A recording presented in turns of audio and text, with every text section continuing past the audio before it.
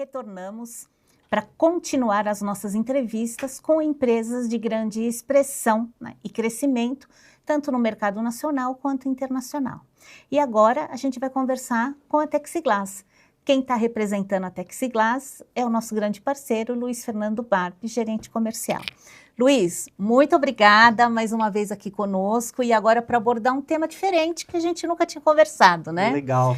Como algumas estratégias, algumas percepções, desenvolvimentos da Texiglass para o Brasil e para outros países, né? Perfeito. Então, queria para que o nosso público, né, entenda um pouquinho melhor, eu gostaria que você começasse contando a linha de produtos da Texiglass atualmente. Legal. Bom, primeiro de tudo, obrigado, Simone, pela oportunidade de falar um pouquinho diferente, né? Que a gente sempre fica falando tecnicamente de produto, aprofunda bastante em aplicação e nunca fala do nosso, né, do nosso dia a dia, da nossa vida, ou como que a gente fez para chegar até aqui e como que a gente enxerga os próximos anos, né?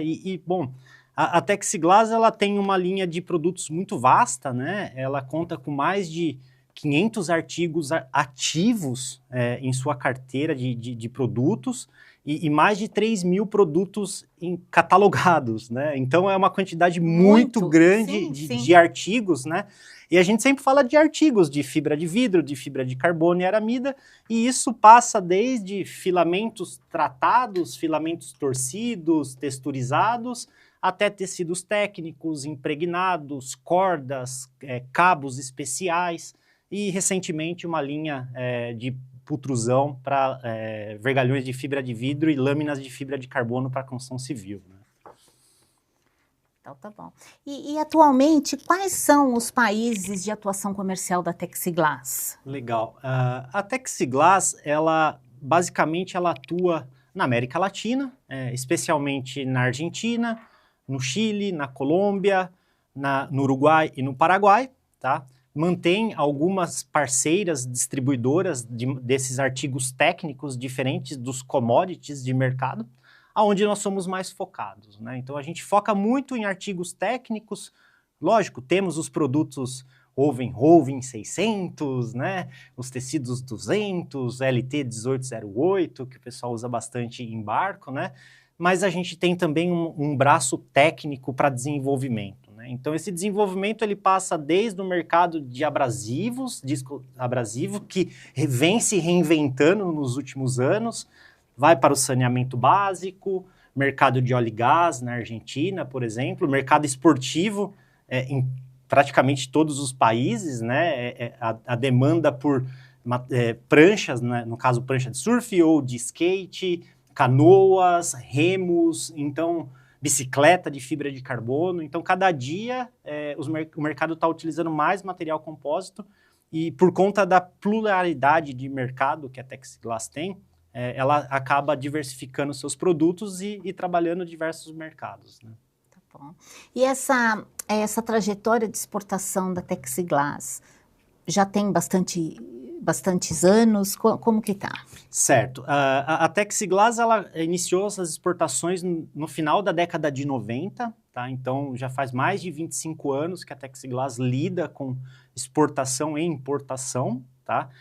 Obviamente, no início, o nosso principal produto era disco abrasivo, né?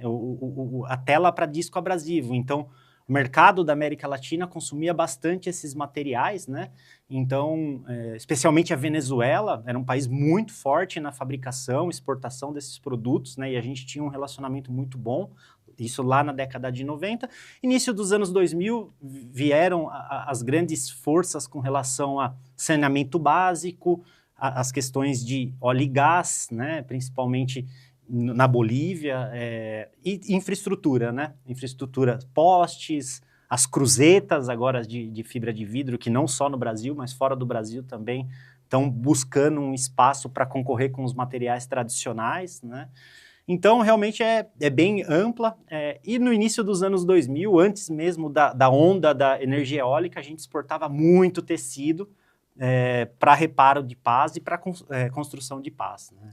Então, é realmente bem ampla a exposição da Texiglass. Tá. Então, hoje, quais são as principais linhas exportadas da Texiglass? Tecidos, principalmente unidirecionais, Tá. Para reforço de tubulação, tá? Fibras de carbono para mercado esportivo, bastante fibra de vidro para o mercado de pádel na Argentina, o mais recente, fibras de vidro para concreto, para fabricação de cubas. Então, realmente é bem plural, né? E como que você vê a tendência de crescimento das exportações da Texiglass? Olha, por conta do início da descentralização, né, dos grandes players globais, a tendência, né, visto taxações em todos os lados, né, a tendência é que haja realmente um interesse maior das empresas aqui mesmo do Mercosul pelos produtos do Brasil, né? Tá. E não só do Mercosul, mas falando América Latina e América do Norte. Então, a gente entende que nos próximos anos vai ter uma pequena mudada, uma alteração nesse modus operandi do mercado, justamente por questões geopolíticas, né? Tá. Recentemente tivemos um aumento de importação na fibra de vidro, né? Existem políticas antidumping em andamento, né? Então, nós não sabemos ainda quais as perspectivas por questões políticas, que a gente vê isso como o grande desafio nos próximos anos. Mas temos um plano bem sólido de crescimento, não só na área de compósitos, na fabricação de tecidos, de fios. Então, por exemplo, adquirimos equipamentos novos para retorção, equipamentos novos para tecelagem mesmo. E agora, com a construção civil entrando bem forte, a gente acaba colocando bastante energia nesses produtos, porque a gente não é só um fornecedor, a gente também é o fabricante dessas tecnologias que estão por trás dos grandes sistemistas na construção civil. Tá? Então, a gente enxerga alguns desafios no caminho, mas um plano muito sólido de crescimento da empresa. E muito focado na América Latina. América Latina, especialmente América Latina. Europa, a gente sabe que vai também ter vai despertar o interesse pela América Latina, né? Então, a gente já viu algumas movimentações e a gente sabe que isso pode ocorrer. Então, por isso até que a gente está ampliando nossa planta, tem um espaço novo, já com novos equipamentos, toda essa parte de construção civil, que inclusive fica o convite para convidar, para vocês visitarem a Texiglass. Então tá bom. Eu fui o mês passado, mas assim que tiver uma demonstração, vou de novo, né? Legal. Tomar um cafezinho, vocês não imaginam o café bom que tem lá na Texiglass, viu? Tá bom. Então, vocês chegaram a fazer alguma venda para a Europa também, já, sim, né? Sim. Vendas esporádicas. Isso, principalmente para o mercado de prancha de surf, na Espanha. Então, a gente fez bastante bons fornecimentos, né, na África do Sul também. Embora o mercado um pouco restrito, né? Agora, realmente, a gente acha que vai ter uma pequena mudança, inclusive pelas políticas comerciais bem restritas que a Europa está impondo sobre a Ásia, né? Tá bom. E conversamos, então, sobre a parte internacional da Texiglass, onde vocês estão, os produtos e mercados atingidos, perspectivas futuras, né? E aqui no Brasil vocês têm também desenvolvimentos, né? A Texiglass está sempre desenvolvendo, é um pré-preg, é um vergalhão, é tecido para macrotanque. Conta um pouquinho como estão esses desenvolvimentos atualmente. Vamos lá. A Texiglass, ela tem no seu DNA o desenvolvimento, porque primeiro entende que o desenvolvimento é uma ferramenta para adquirir conhecimento e tecnologia, né? E segundo, né, para você desenvolver um produto para vender, né? Então, o objetivo final sempre é vender o produto, né? Então, a Texiglass, por exemplo, agora vem desenvolvendo a parte de estribos, tá? Para construção civil. Tá. Que é hoje um gargalo para esse mercado, uma vez que pultrusão de linha contínua é algo normal no nosso mercado e tem vários players em vários mercados, mas quando a gente começa a falar em seções geométricas diferentes, em uma produção não contínua, o material compósito começa a ter um pouco de problema para justificar o seu custo, tá? Então, a Texiglass vem com bastante energia desenvolvendo essa parte para que os nossos clientes possam não só usar as barras no sentido onde tem a sua grande vantagem, que é tração, mas também que utilize os estribos de compósitos que podem baixar mais ainda o peso da estrutura. Então, esse é um produto que a gente desenvolveu recentemente, está em fase final de rampa de produção para começar a fornecer para o mercado. Tá? Então, esse desenvolvimento a gente vê como um dos principais para o mercado. E, em paralelo, nós temos um trabalho junto à FINEP, que é um órgão de fomento junto à indústria, para desenvolvimento de pré-impregnados de fibra de vidro com resina epóxi aditivadas com grafeno, com o objetivo de melhorar as propriedades convencionais desse produto, que a gente já conhece, que o mercado já conhece, e que com o grafeno sendo disperso de diversas maneiras, a gente consegue encontrar propriedades melhores do que o material convencional. Então, a gente pode falar, por exemplo, de 9% a 30% de acréscimo, por exemplo, num cisalhamento interlaminar, 30% numa resistência à tração, basicamente colocando 0,01% de grafeno. Né? Isso passa por uma longa jornada de desenvolvimento de laboratório e muito custosa. Por isso que nós vamos atrás de ferramentas de fomento. Né? Então, tudo que é desenvolvimento que a gente consegue desenvolver dentro da Texiglass, que nós já temos um nível de maturidade para desenvolver o produto e já vender, a gente consegue concentrar dentro da companhia, mas se a gente precisa de algo adicional ou recurso, a gente vai atrás de fomento. A gente também fez um trabalho junto ao IPT de São José dos Campos e o cliente final Maxion para desenvolvimento de prepregs termoplásticos para o mercado automotivo. Tá? Então, isso também despertou um grande interesse, né? E o conhecimento adquirido naquele momento, que foi uma fase de conceito, agora a gente está replicando para o vergalhão. Né? Então, é interessante o desenvolvimento, mesmo ele não tendo sucesso, né? Mas ali, todas as etapas, a gente consegue derivações desse desenvolvimento para gerar produto. Né? Então, eu acho que esse que é o grande diferencial, né? Poder enxergar todo o andamento do processo, respeitar todas as etapas, sem pular, porque a gente sabe que se depois pulou a etapa, você não consegue voltar, e aí poder absorver esse conhecimento que foi gerado ao longo do tempo, né, do desenvolvimento. Tá. E qual que é o aprendizado em relação à utilização de prepregs aqui no Brasil? O mercado de prepregs, ele tem, na verdade, é um pouco complexo, porque embora tenha um grande consumo, o consumo está todo concentrado no mercado aeronáutico. Né? E o mercado aeronáutico, ele é um mercado que tem seus players homologados, e a Texiglass é uma empresa non-aerospace. Então, a gente fornece para o mercado aeronáutico, mas não para estruturas primárias, secundárias. Né? Então, a Texiglass se posicionou no mercado doméstico, na fabricação de peça de moto, na fabricação de peça de carro, na fabricação de raquete, todos esses outros mercados, mercado agrícola, a gente tem condição de desenvolver, porque aí você desenvolve conforme a necessidade do cliente e conforme, por exemplo, os aparatos que ele tem para processar. Né? Hoje nós temos uma grande dificuldade com fornecimento de resina epóxi para prepreg no Brasil. Justamente porque os players que fabricam prepreg estão fora do Brasil, né? E no Brasil tem um grande consumidor, né? Que é a Embraer, que na maior parte das vezes está produzindo as partes na Europa. Né? Então, o mercado ele acaba sendo doméstico, tá? E a gente encontra algumas dificuldades com relação a sistemas de resina para fornecimento nesse mercado. Tá. Por quê?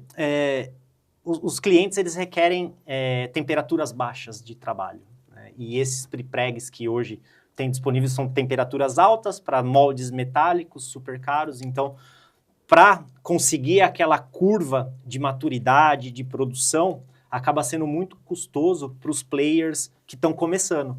Né? Então, a gente gosta de falar que pega na mão do cliente e desenvolve junto com ele conforme a necessidade. tá? Mas sabendo das dificuldades, né? Já imputa todas as dificuldades. Bom, e aí veio o pré-preg, né, com resina epóxi e grafeno, né? E o grafeno a gente acompanha, né? A gente tem o seminário, que até tem hoje à tarde, e o que a gente acompanha é que existe também a curva de aprendizado do uso, né? Sim. Então, a gente fez o primeiro quando era tudo 100% maravilhoso, e a gente fez o segundo evento quando as pessoas já tinham começado a aprender com os erros, né? O que prestar atenção. Em que fase vocês estão do uso do grafeno? Certo. Ainda em fase de desenvolvimento. Na verdade, eu me arrisco a dizer que o grafeno é um eterno desenvolvimento, porque é um material tão pequeno e que você pode manipular ele de diversas formas, que ele pode, enfim, agregar muitas vantagens. Nós estamos numa fase onde encontramos boas vantagens na manipulação dele, na dispersão e na laminação. Tá? Então, a gente conseguiu avançar nesses últimos 4 anos, até um ponto em que temos a certeza de que na manipulação desse grafeno a gente consegue agregar vantagem no produto, né? E também, assim, né, como qualquer desenvolvimento, e o grafeno ele tá mostrando isso escancaradamente, todo desenvolvimento e todo produto ele tem uma curva de entusiasmo muito grande, né? Como você falou, veio primeira onda, né?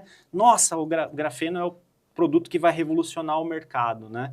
E logo em seguida veio uma grande curva negativa, né? Onde o pessoal começou a entender que não era bem assim, né? Que exigia muito mais ciência aplicada do que simplesmente pegar um grafeno, misturar numa resina e laminar, né?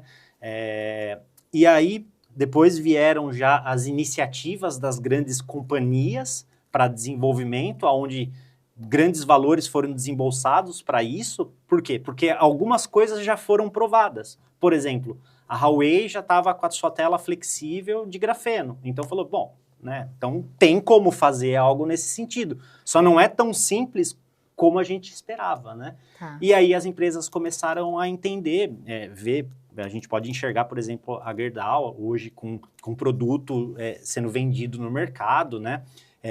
Mas tudo passou por um processo de desenvolvimento e validação e um processo árduo, né, para você conseguir ter a repetibilidade daquele processo, né? Então, eis a segunda onda, né? Agora a gente está sofrendo uma segunda onda do deshype do grafeno. Por quê? Porque, mais uma vez, viu que o trabalho é árduo e que nem sempre, né, um material que você aplicando, ele vai dar toda aquela vantagem que ele de fato está falando. Então, a gente tem bons exemplos, por exemplo, lá fora, né? A Umbro faz uma fibra sintética para as camisetas de time de rugby e de futebol, que ela não rasga. E não rasga mesmo, né? Tipo uma aramida, assim, que é muito difícil de rasgar. E aquilo é uma fibra sintética, né? Que lá foi... que o grafeno foi adicionado e agregou vantagens anti-rasgamento.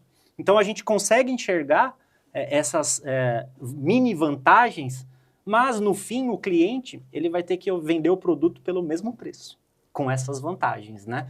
Então, é um processo árduo, né? Mas é um produto maravilhoso, que ele realmente pode dar boas vantagens para o mercado, né? Ou seja, um desafio de processo por causa de custo e um desafio de performance, né, de desempenho da matéria-prima também. E eu vejo também de financeiro, né, porque é um desenvolvimento que você quer melhorar um produto, mas não, assim, pode ser até um produto novo, né, mas um risco muito grande de se lançar algo do zero, né. Lá na Inglaterra, inclusive, quando a gente fez o intercâmbio junto com a Almaco, a gente viu um tênis conceituado todo com grafeno, né? Desde a espuma, o cadarço, a borracha, tudo com grafeno adicionado, e tudo tem um porquê, né? O porquê que o grafeno está na sola, o porquê que ele está na espuma, porquê que ele está no cadarço. E, de fato, ali embarca uma série de vantagens e em cada uma das suas especialidades, e é um produto totalmente novo. Aqui no Brasil não se vende, mas lá custa suas 300 libras, né? Ah. Então, é aquilo lá, né? O produto é maravilhoso, ele de fato tem vantagens, o pessoal tá adorando, por exemplo, esse uso de... Até mesmo 5, 6 anos usando o mesmo tênis sem ter nenhum tipo de rasgo ou sujeira, né? Então, é um produto que veio para ser disruptivo mesmo. Então, teremos boas novidades no futuro próximo. Creio que sim, creio que sim. Tá bom. E no dia a dia, né? Você mencionou que é um esforço contínuo, né? Hoje, como que está o mercado nacional da Texiglass em termos de produtos, em termos de segmentos? Dá um resuminho para a gente, Luiz. Bom, a Texiglass, ela nos últimos anos, ela teve uma grande virada, né? Antes, a gente fornecia muito material para a indústria eólica, né? Falando ali meados de 2015 até 2015, né? E teve uma grande curva negativa, né? Assim como a gente está vendo nesse exato momento, né? E ali a Texiglass, ela teve que se reinventar. Não reinventar o produto, mas reinventar o como lidar com o cliente, né? Deixar de ser só uma mera fornecedora de uma matéria-prima, de um tecido, um fabricante, mas também que pudesse chegar lá na ponta com o cliente e falar, olha, fazendo isso, você vai economizar X e você... Enfim, a gente começa a entrar um pouco além de somente vender o material, né? De gerar vantagens, de otimizar processo, diminuir a incidência de mão de obra, né, para que os clientes possam, enfim, ter as suas vantagens e vender melhor o produto. A partir daquele momento, a gente começou a se aproximar demais dos clientes, né? Embora o mercado global tenha se consolidado e assim como todos os outros produtos, a gente recebeu uma invasão desses players aqui, a Texiglass se encontrou em nichos, né? Então, por exemplo, eu comentei no início aqui da conversa que a gente não bate muito no mercado de commodities, né? Sim, a gente gosta, fornece uns materiais, mas a gente prefere não competir, né? A gente vai direto nas nossas especialidades e isso tem gerado boas vantagens nos últimos 6 anos, né? Então, a Texiglass vem numa crescente, né?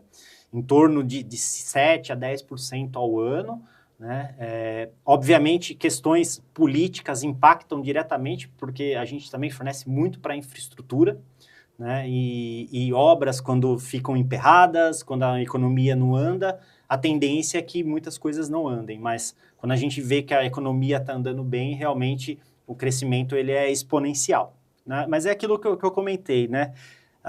A gente conhece bem os clientes, o mercado e os produtos, então consegue fazer um planejamento, por exemplo, para o ano que vem. Então, a gente já sabe mais ou menos os mercados, os clientes, a gente já tem uma expectativa para o próximo ano. E, na verdade, a cereja do bolo, às vezes, é o governo quem vai dar, né? É o dólar que vai oscilar, todas as questões geopolíticas. Mas tendo essa base sólida, né, de trabalho, de conhecimento, a gente acredita que sempre vai estar crescendo. Né? Tá bom. Porque no passado vocês também, eu lembro da preocupação de vocês de entenderem o desempenho do produto de vocês, a matéria-prima de vocês no produto. Uhum. Que até vocês contrataram especialistas para entender, né? E isso, então, vocês hoje acabam utilizando de alguma forma, de forma prática, né? Numa maneira prática, porque você está lá junto ao cliente. Exatamente. Né? Então, assim, antes simplesmente fornecia material, aquela especificação, o cliente comprava uma especificação. Hoje, na verdade, ele está comprando uma vantagem lá na ponta. Né? Então, ele deixa de simplesmente comprar, mas ele está tendo a certeza que ele está recebendo aquele produto, que ele vai ter um tensionamento adequado, que naquela área vai ter o reforço correto, a fibra exata para a resina que ele está utilizando, né? Então, isso a gente sempre conversa bastante com os clientes. Vamos entender bem as fibras que você está usando, a compatibilidade do sizing com relação à resina, né? Isso impacta a longo prazo. Então, essa catequese a gente realmente colocou embaixo dos braços. Na verdade, a Texiglass, por ter 40 anos de mercado, ela tem essa função de estar na base da cadeia, de catequizar, de ir lá na universidade, levar o tecido, mostrar, Inclusive, semana que vem tem uma apresentação na Unicamp Compósitos, né? Então, é um trabalho incessante que não tem fim, né? E se um dia a gente interromper esse trabalho é porque tem alguma coisa errada, né? E eu sempre comento, a hora que o comercial tá parado ali, não tá falando, não... tem alguma coisa errada. O comercial não para nunca, né? Ou se está vendendo ou não, o comercial está o tempo inteiro. Mas esse histórico de universidades, da Texiglas, ele é muito amplo, né? E ele é consolidado, né? Porque todo ano você vê, no próprio Prêmio Excelência, vocês estão sempre envolvidos com as doações de matéria-prima, no mínimo, né? Junto às universidades. E que bom que continua, que bom que... sempre tem também o mercado de composites conta, né, com universidades que estão sempre muito interessadas, né? A gente viu esse ano muitos projetos no Mackenzie, que estava um pouquinho mais afastado da gente, então esse ano voltando, a FEI que é super atuante, né, no mercado. Então são coisas assim muito, muito interessantes. Então tá bom. Temos que levar essa mensagem adiante, né, Simone? Sim, a gente já fez quantas coisas, quantas ações, né, em universidades, com palestras, né? Sim. E é bom porque está sempre renovando, a gente tem que continuar fazendo, né? A vida é um eterno aprendizado, sempre tá aprendendo. E a linha de produtos da Texiglas, ela é muito completa, né? A quantidade, os tipos de tecidos, né? É uma das linhas mais completas da América Latina, em termos de fornecedora. Seguramente, Simone. Ainda mais por não ser uma loja, né? Uma loja virtual, por exemplo, é uma indústria, né? E de fato, é uma linha muito ampla. A gente tem que se concentrar muito para não se perder, né? Porque realmente é muito produto. E nem sempre a informação ela já vem redonda lá da ponta, porque é aquilo que a gente estava falando até da universidade, né? Por que a gente vai na universidade? Porque a universidade não tem na sua matriz curricular material compósito, então a gente tem que ficar ali o tempo inteiro. E também é a mesma coisa, né? Recebemos uma informação, a gente tem que tratar aquela informação, às vezes, para entender a aplicação, o consumo, o objetivo final para indicar determinado produto, né? Então, é por isso que a linha é ampla, né? Porque cada cliente entende de uma forma, né? Então, às vezes, mesma aplicação, concorrentes e usam produtos diferentes, porque cada um trabalha diferente para cada cliente, né? Então, não tenho dúvida que é a maior linha hoje de reforços aí, de fibras para compósitos da América Latina. Muito bom. Bom, algum comentário final, Luiz? Não, o comentário que eu deixo é para que a gente incentive mais as pessoas a utilizarem materiais compósitos, né? É um material que vai dar muitas vantagens em relação não só a custo, mas também ambientais, né? Então, quando a gente pensa emissão de CO2, né?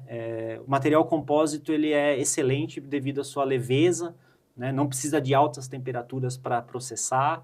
Então, essa é a mensagem, né? Use mais materiais compósitos. Bom. Então, Luiz, agradeço muito mais uma vez. Eu que agradeço. Texiglas é uma parceira enorme aqui da nossa iniciativa, né, da iniciativa da FEIPLAR-FEIPUR, né, nós estamos no mercado há 27 anos, começamos com a revista Composites e a Texiglas sempre conosco em todas as iniciativas, então é um grande prazer a gente estar aqui com o Luiz e ele contando toda essa evolução, né, toda essa mudança de planos e busca de novas conquistas e desejamos muitas outras conquistas. Muito obrigado, Simone. Então, eu que agradeço. Vamos fazer um intervalo de 2 minutos e a gente volta com a Graciana Andrade, diretora da Equiplas. Muito obrigada.